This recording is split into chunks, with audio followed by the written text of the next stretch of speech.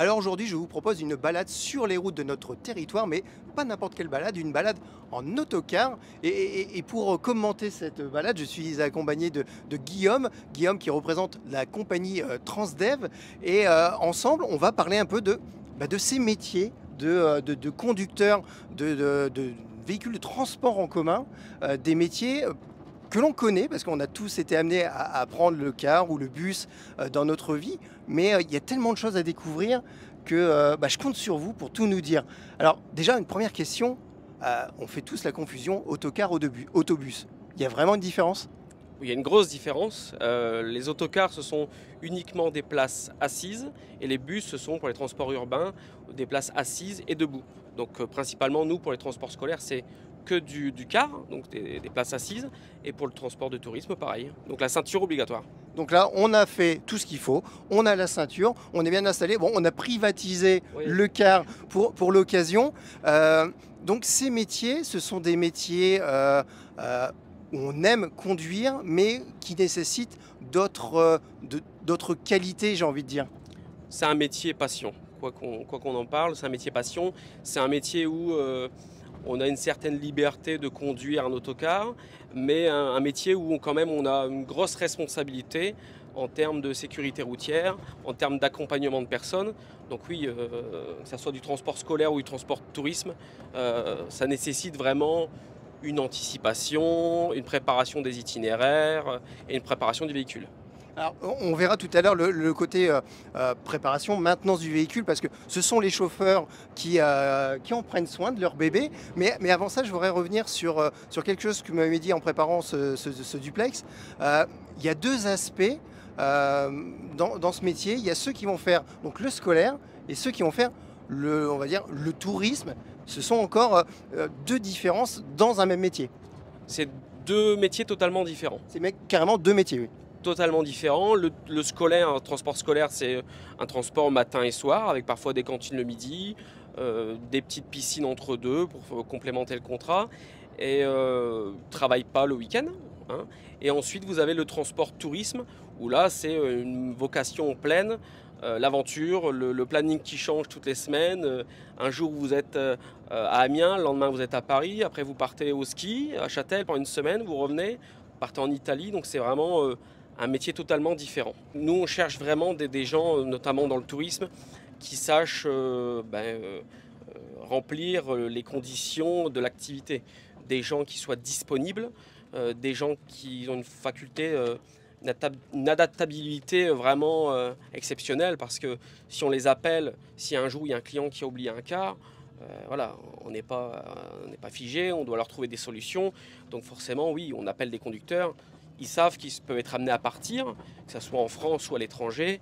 Et voilà, le conducteur de tourisme doit vraiment gérer le groupe, entretenir son véhicule, pallier à des imprévus en France ou à l'étranger. Donc c'est pas toujours évident. L'architecture des villes étrangères notamment elle change, que ce soit à Rome, à Barcelone. Les parkings sont différents d'une année à l'autre, ça peut évoluer. Donc ils doivent anticiper les séjours qu'il fait et se renseigner sur les zones à faible émission des autocars de tourisme, sur les parkings, sur les nouvelles taxes. Alors justement, les modalités de circulation, notamment dans les grandes métropoles, évoluent pour le quotidien des conducteurs et conductrices. Est-ce qu'il en est de même pour les véhicules de tourisme? Est-ce qu'il y a des endroits où potentiellement vous ne pouvez plus ou difficilement accéder? Ah ça c'est en train de se développer. Même en France, on commence à avoir des villes. On a eu Paris avec les vignettes critères. Là, on a Reims qui arrive dans les vignettes critères, où il y a des centres-villes où on ne peut plus du tout accéder. Et notamment dans les autres pays, comme Rome, Barcelone, Londres, vous ne rentrez pas dans le centre-ville si vous n'avez pas un quart de norme Euro 6. Donc, c'est les dernières normes qui émettent de faibles émissions de carbone. Donc ces véhicules impressionnants, on apprend à les conduire. C'est des formations qui sont ouvertes à toutes et tous.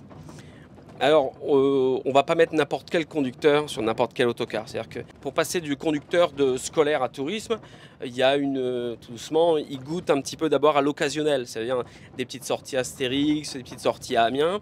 Et ensuite, les conducteurs de tourisme ben, ils s'adaptent un petit peu. Moi, je leur propose tous les ans un petit séminaire de tourisme. Donc, j'accueille mes conducteurs, on fait le point sur l'année. Et ensuite, l'après-midi, ben, on va vers les autocars. C'est-à-dire qu'ils prennent connaissance, ils pointent un petit peu les taxes, ils regardent un petit peu les documents de bord si tout est bien en règle. On leur prépare un chaînage, on les met en situation pour partir à la neige. Tout ça, ça contribue à ce que les conducteurs Soit prêt. connaissent bien le véhicule. Bon, en tout cas, merci pour toutes ces informations. En tout cas, là, Jérôme gère parfaitement le trajet. Ce que je vous propose, c'est de nous retrouver dans quelques instants.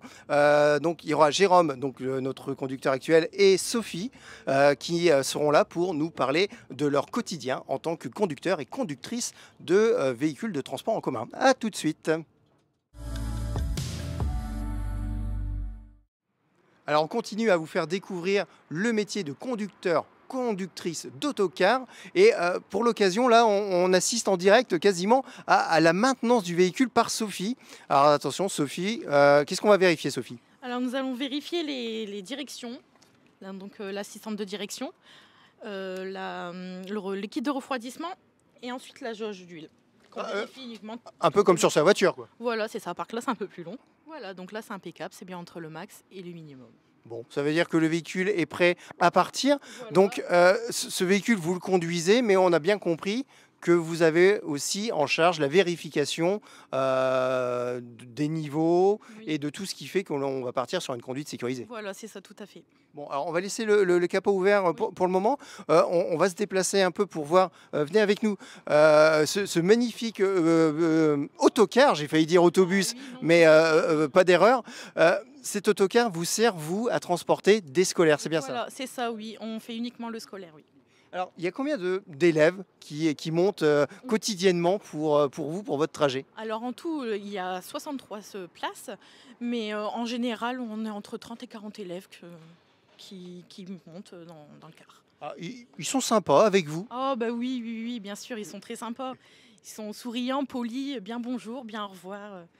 Parce C'est que, super. parce que au-delà du métier où l'on est amené à conduire, ce qui est important pour vous, c'est le relationnel. Vous cherchiez cette part importante dans votre métier. C'est ça, le côté social, c'est très important. Vous avez un parcours qui vous a amené à être conductrice d'autocar. Oui, attention, on ne va pas se tromper. Ah oui. Mais ça n'a pas toujours été votre métier, ça. Non, non, non, avant j'étais auxiliaire de vie, donc c'est vrai, le côté social, il reste toujours là. Et j'ai toujours été... j'adore la conduite, j'ai toujours voulu essayer de conduire un car. Et bien voilà, évidemment, j'ai passé mes permis, hein. Et vous les avez eus, Et je les ai eus, oui. du premier coup. Et du premier coup, oui. Et donc là, on vous sent totalement épanoui. Oui. C'est un métier qui vous permet de concilier aussi votre vie de famille? Oui, c'est ça. Oui, oui, oui. Parce que les horaires sont aménagés de Ils telle sont- manière à ce que, voilà, on fait un trajet le matin, un Voilà, trajet le soir. Oui, une cantine le midi. Ça peut être une piscine. Et puis bah, le soir, on fait également aussi le circuit, à partir de 4 heures jusqu'à 7 heures à peu près. Oui, parce que là, Pour ma part, hein. faut préciser, parce que c'est bientôt l'heure de la la cantine. cantine, Et aujourd'hui, on exactement. mange quoi? Aujourd'hui, c'est chou-fleur et poisson. Bon, bah voilà, vous savez tout du menu. Donc, merci Sophie. Il y a Jérôme qui est à côté de nous. Jérôme, qu'on a découvert au volant tout à l'heure de son magnifique autocar.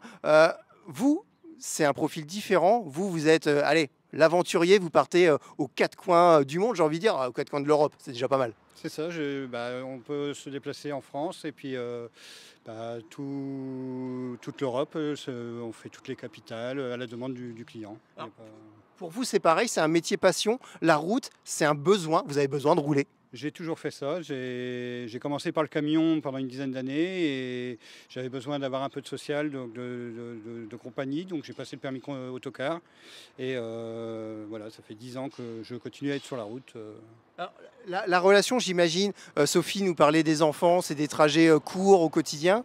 Quand vous partez une semaine ou plusieurs jours avec des groupes, il y a des liens qui se créent.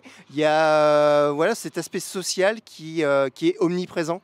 On fait partie du groupe, on les accompagne du début jusqu'à la fin. On est vraiment intégré au groupe directement, comme si on était de la famille, quoi. Alors, C'est parfois, ils réservent même des petites surprises, il paraît. des petites surprises. J'ai entendu parler de guitare. Des fois, on a droit à des concerts de guitare privés dans l'autocar. On a plein de petites choses Des petites attentions qui font plaisir. qui font plaisir. On a, de temps en temps, on a aussi des petites quêtes qui peuvent aussi agrémenter notre C'est important, ça, il ne faut pas oublier le conducteur. Et donc ce métier pour vous, c'est l'occasion de voyager, de découvrir, de vous enrichir aussi personnellement, j'ai envie de dire. Vous avez vu toutes les capitales d'Europe? Toutes les capitales d'Europe. On a la possibilité de visiter tous les sites, on a pas mal de choses à voir partout.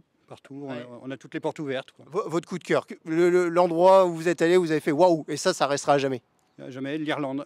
L'Irlande? L'Irlande. On a fait Dublin et c'est une belle capitale. On est très bien accueillis et ça a été le plus beau voyage que j'ai fait, quoi. Bon, bah alors je compte sur vous pour un prochain voyage, hein. On fera un petit truc privatif chez ma télé peut-être et on ira en Irlande. Guillaume qui est toujours avec nous, venez Guillaume, quelques mots très rapidement sur les recrutements. Parce qu'il y a eu des pénuries il y a quelques temps chez les conducteurs, conductrices, autobus et autocars. Ici sur Saint-Quentin, on recherche encore, il y a des candidatures que l'on peut envoyer. Il y a un gros travail du service RH, notamment pour recruter des conducteurs scolaires, mais aussi en tourisme. Donc on recrute encore sur le site notamment de Soissons et de Saint-Quentin des conducteurs scolaires ou tourisme. Des profils recherchés en particulier, quelles sont les capacités? Il faut une limite d'âge Non, on accueille des jeunes profils pour le scolaire et après en effet des gens un peu plus expérimentés pour le tourisme.